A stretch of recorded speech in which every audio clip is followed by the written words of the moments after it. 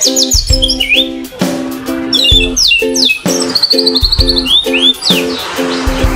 kita ketemu dengan Mas Riki Aziz yang pernah tayang di konten kita beberapa tahun yang lalu ya. Berapa tahun ya Pak? 2 tahun yang lalu. Nah, sekarang kita munculkan lagi. Dan rekan kita satu lagi, Kang Anwar dari Bandung. Asalnya dari Bandung, tapi sudah lama tinggal di sini ya Kang? ya 2 tahunan di Jogja. Oke, di ini daerah mana sih Kang namanya Kang? Tundan Kalasan, Tundan Kalasan, deket pondoknya pesantren Gus Miftah Waraji. Saya mau ke Mas Heri dulu ini. Yeah. Murai Batu Boy itu Mas Heri, menurut Mas Heri kedahsyatannya di mana? Ya durasi kerja, volume, sama materi Mas Agus. Mewakili ya Mas, seperti Ya. burung-burung YouTube saat ini ya. Iya. Jadi tonjolannya Mas, yang menurut Mas Heri yang paling Mas Heri suka itu apa Mas? Ya kalau awal kan Mas Agus, burung ini kan pas saya ngomong awal-awal itu kan umur masih muda. Jadi tonjolan pertama itu kapas tembak sama cucak jenggot awalnya. Habis itu ketemu mabung, dan karena di angkasa BF ini masterannya banyak, nah, semakin bertambah lagu. Oke ya, nah ini berarti gini Mas, dari segi materi mumpuni untuk main. Ya. Istilahnya begini, murai ini kalau maksimal, burung ini kalau maksimal termasuk burung yang sulit dikalahkan. Mungkin Ya, seperti itu ya. mungkin itu Mas Agus. Dan mungkin menjadi doa juga ya Mas Heri. Amin, amin. Kan dambaan semua orang punya burung yang mewah. Mewah dalam artian sulit dikalahkan. Ya, Dan tentunya stabil ya. ya. Cari burung yang mewah itu mudah. Ya. Tapi yang stabil Sulit. sulit. Tapi buat apa stabil kalau nggak mewah? Nah itulah. Harusnya mewah dan stabil ya Mas. Ya, Seperti itu. Nah, sejarah dari Murai Batu Boy ini. Mungkin yang bisa bercerita Kang Anwar ya Kang. Oh iya. Burung itu dari mana sih awalnya Kang? Dulu itu burung itu dari Bandung. Saya rawat itu dari trotol. Itu indukannya bukan terah juara sama sekali. Malah indukannya jantannya itu belum pernah nyoba kegantangan sama sekali. Jantannya bapaknya si boy itu belum sama sekali. Jadi kalau pendapat saya, terah itu nggak bisa jadi acuan. Nggak bisa jadi acuan. Mungkin orang beberapa ada yang mengacu ke terah, tapi kalau kita terah itu nggak jadi acuan, jadi patokan. Jadi kembali lagi tergantung ke perawatnya nanti kalau anak. Waktu kan ini Boy kan bukan burung terah ya. Tapi Kang Anwar bisa senang dengan burung itu, lihat apanya waktu itu?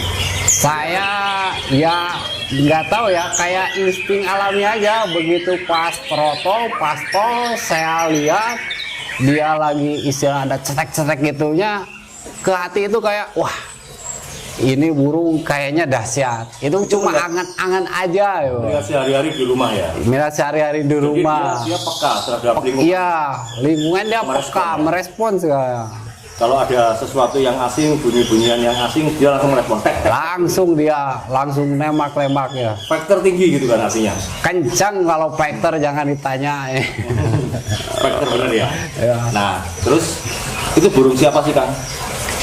Itu dulu awalnya jantannya itu punya saya.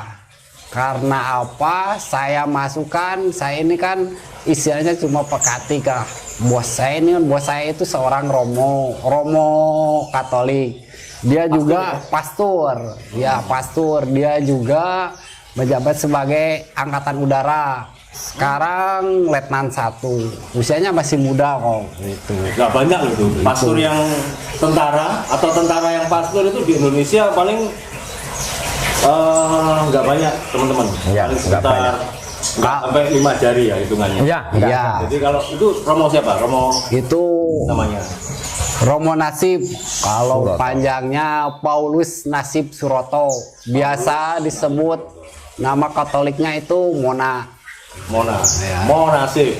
Romo Romo Nasib. Nasib. Singkatannya Romo Nasib. Ya teman-teman yang mungkin satu kepercayaan mungkin sudah pernah mendengar Romo Nasib, karena tidak banyak pastor yang menjadi TNI atau TNI yang menjabat sebagai pastor. Ya. Atau kebalikannya ya, saya nggak ngerti, itu nggak banyak. Jadi mungkin agak familiar di teman-teman bahwa Romo Nasib ini juga senang burung, dan beliau-beliau ini yang dipercaya untuk mengolah. Karena Romo Nasib mesti nggak ada waktu. Iya.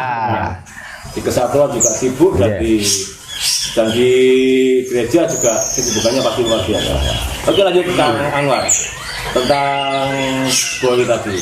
Singkat cerita, Boy itu akhirnya jadi milik Romo Nasib atau bagaimana? Ya, tadinya ya ada umatnya Romo juga sama, karena dia masih umatnya pengen ngebantu gimana mau tambah koleksi enggak. Kalau mau nama koleksi pas ada sama yang ternak itu masih umatnya Romo juga jadinya Di Bandung. di Bandung. Kelamaan istilahnya saya juga tadinya nggak tahu bahwa burung itu sekiranya saya itu mau dibeli itu sama Koyadi itu, pas suruh ke saya, War ini ambil burung trotol. Udah saya bayar, ya saya ambil begitu, bos ini burung ngemenain, loh itu bukan buat saya, bawa aja itu buat Romo Nasib. Jadi itu juga pemberian dari umatnya, tapi burung itu udah dikasih kepada Romo Nasib gitu. Oke, Kang Anwar. Nah, kemudian dalam perjalanan waktu, jadi burung ini dari trotol ya di tangan Kang Anwar. Ya dari trotol. Oke, dan kemudian dirawatlah burung ini dari trotol sampai pastol. Pernah dicoba Kang waktu pastol Kang? Pastol itu saya nggak pernah nyoba, meskipun awalnya itu masih posisi di Bandung. Bandung pada saat itu kelas pastol itu udah mulai rame. Tapi saya nggak ada angan-angan buat, wah coba enggak. Kenapa Kang? Karena saya punya dalam hati saya, batin saya kuat, istilahnya burung ini suatu saat pasti bisa tampil mewah. Tinggal ya kita sabar aja, namanya perawat kok ya, kuncinya ya hobi ya sabar istilahnya. Sabar kayak merek. Oh ya, sabar. Sabar. Sabar. Karena gini, kalau Kang Anwar bisa punya pendirian, apalagi angan-angan bahwa burung ini akan hebat gitu kan. Kesehariannya apakah Boy sudah menunjukkan tanda-tanda kehebatan di rumah? Dari segi volume itu dia waktu pastol itu di atas rata-rata kalau menurut saya. Volume pastol itu di atas rata-rata. Dia punya dasar itu aja gitu. Kalau aja kan? Volume aja. Kalau pertama saya volume aja, soalnya kalau untuk lagu nanti kan bisa kita buat. Kalau lagu, kalau volume kita kayaknya cuma bisa memaksimalkan. Itu kan udah bawaan burung, jadi kita cuma memaksimalkan kalau volume. Meskipun saya belum tahu ini gimana caranya nanti ke depannya memaksimalkan volume burung ini. Tapi setidaknya saya jalani aja dulu gitu. Oke. Kemudian pindahkan dari Bandung ke Jogja. Pindah karena tugas Romo Nasib ini tadinya dari Lanut Sulaiman mau pindah tugas ke Adi Sucipto, terus ngajak ke saya, gimana Kang, saya mau pindah tugas ke Jogja, ngikut nggak? Kalau ngikut ya ayo kita ke sana bareng-bareng. Saya pikir-pikir 2 hari, ya saya coba dulu aja jalani gitu. Sambil istilahnya cari ilmu lah di Jogja itu gitu.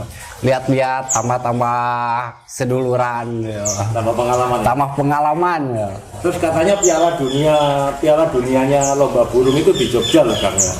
Ya justru itu. Saya kan dulunya cuma dengar cerita aja, Jogja itu gini lombanya. Ya istilahnya dari Senin ke Senin itu ada lah gitu gantangan sekelas dari latber, latpres, apalagi event gitu. Pokoknya rame aja Jogja itu. Saya kan dulu cuma dengar cerita aja, pas begitu menginjak ke sini jadi tahu sendiri gitu. Wah, berarti benar ini cerita yang orang-orang itu. Wah, ternyata Tapi Bandung juga hebat lah. ya sama-sama lah istilahnya. Artinya ya di sana lombanya juga gede-gede dan burungnya juga banyak burung dahsyat yang dihasilkan di Bandung kan. Iya, iya. Jadi artinya dari Bandung ke Jogja kita tidak mengecilkan sebuah daerah, sama-sama kuat ya kan? Sama-sama kuat. Ya. Dan pemainnya juga sama-sama ya kan, punya hasrat atau kemauan. Ya mungkin kalau secara saya Kicau Mania seluruh Nusantara juga pasti tiap-tiap daerah itu punya ya burungnya pasti hebat-hebat lah, apalagi sekarang Dari segi bahan dasarnya sampai perawatannya dan kemauan untuk menang di lapangan juga besar ya kan? ya Dengan berbagai macam cara enggak? tapi cara yang halal caranya iya. Pernah nggak sih coba cara-cara yang lain misalnya ngodeng? Oh, alhamdulillah kita nggak pernah main gitu, maaf kata istilahnya. Ngapain burung kita juara kalau kerjanya jelek gitu kan. Penonton juga udah bisa nilai sekarang gitu kan. Mana burung yang layak juara, mana yang burung enggak gitu. Bagi Kang Anwar sendiri, lomba burung itu apa sih Kang? Maksudnya motivasi Kang Anwar untuk ikut lomba burung itu apa sih sebetulnya? Kalau saya ya pertama jujur aja. Tetaplah nomor satu itu di mata pencaharian karena saya udah keluarga kan, itu mata pencaharian pertama.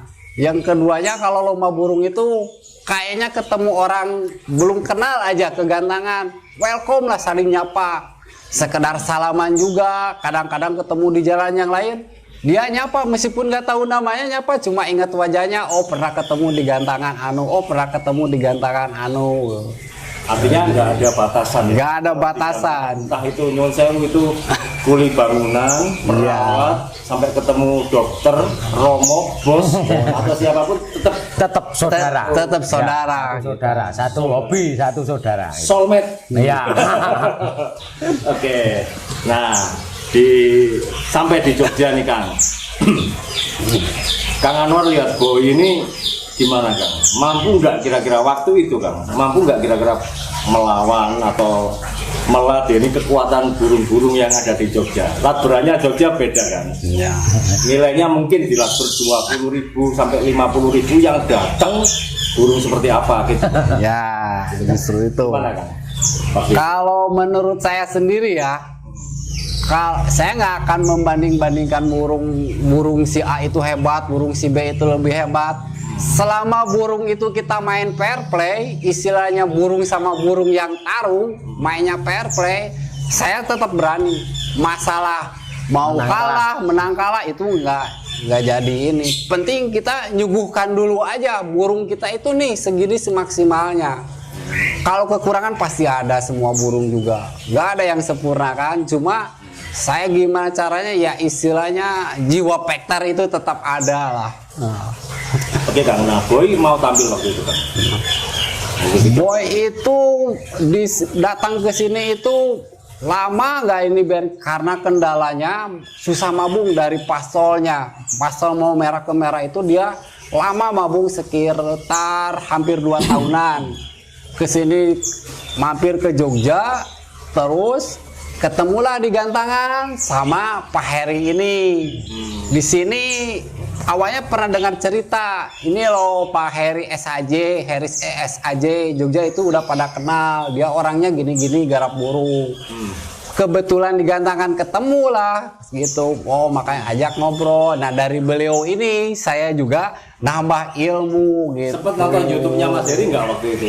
Itu belum tahu, pas begitu udah ngobrol-ngobrol istilahnya, oh iya saya kan lihat lihat lagi nge-review orangnya ini gimana sih gitu kan. Diam-diam nih ya. Iya, diam-diam. Artis kampungan kan. Buka YouTube akhirnya kan. Iya. YouTube-nya Lintas Hobi waktu itu kan. Iya, pasti. Yo. Karena kan istilahnya yang cerita itu cuma orang lain. Jadi kan saya perlu memastikan gitu. Bener nggak sih? Bener nggak sih? Gitu kan. Istilahnya. Nah, sebetulnya istilahnya dari Bandung ke Jogja itu ilmu rawatan burung saya itu bertambah pesat karena Pak Heri itu gitu istilahnya bisa dibilang saya itu berguru lah gitu. Oke, singkat cerita Kang Anwar lihat-lihat nih di channel Lintas Hobi. Oh, ini Mas Heri ini begini nih cara ngerawat burungnya. Sadis. Ya, awal ngobrol dia itu cerita gini, saya juga emang wah ini sadis, wah ini kebangetan dalam merawat itu. Tapi wah kan kalau saya istilahnya wah kenapa enggak kok kita coba dulu. Nah, buktinya aja dia berani ngomong gitu berarti dia udah ada hasil. Mau berani ngomong dengan rawatan begitu-begitu.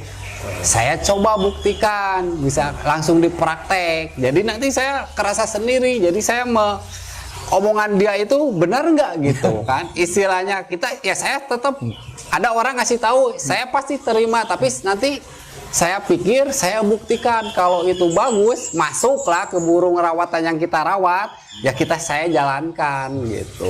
Tapi jangan percaya saya loh Kang, percaya sama yang di atas loh ya. Musrik itu namanya. Percayanya dalam tanda kutip. Oke, akhirnya singkat cerita terjalin hubungan dengan ya Mas Heri.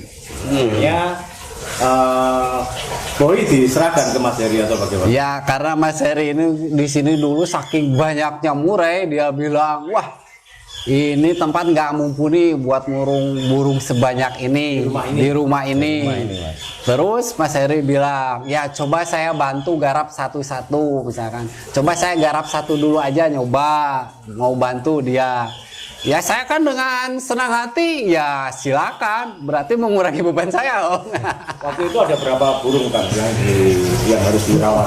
Dulu itu Kalau yang murai ya murai itu 16 ekor. Itu burung ya istilah buat gantangan. Murai 16 tambah lagi sama mesran-mesran burung kecil-kecilnya. Ya lumayan lah di 50-60 sangkar ada itu.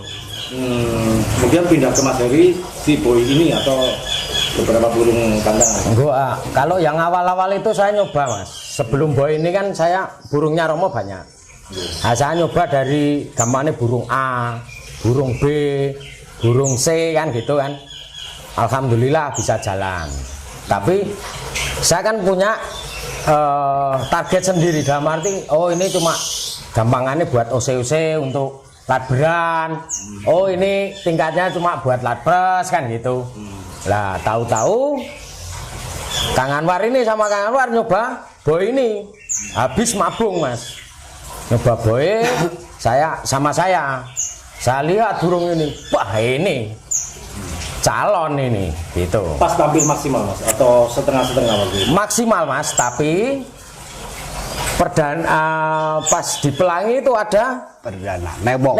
Di gantangan pelangi. Iya, ada mental apa ya namanya? Mantul. Nah, mantul Dari itu. tangkringan ke lantai. Ya, tapi langsung balik, tarung lagi gitu.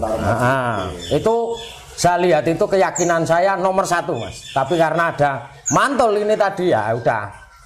Hasilnya nomor 5 itu pertama kali saya lihat. Udah habis itu saya mau ngomong sama Kang Anwar sama Romo ini. Dah, yang itu tinggal rumah. Ya, dikasih nama Boy itu tadi, suruh saya yang rawat gitu, tak rawati yang ini ya. Gitu. Oke, nah akhirnya setelah memahami materinya yang demikian mengiming materinya bagus dan kendalanya mantul. Mas Heri punya keyakinan ini nek tak garap selesai ini.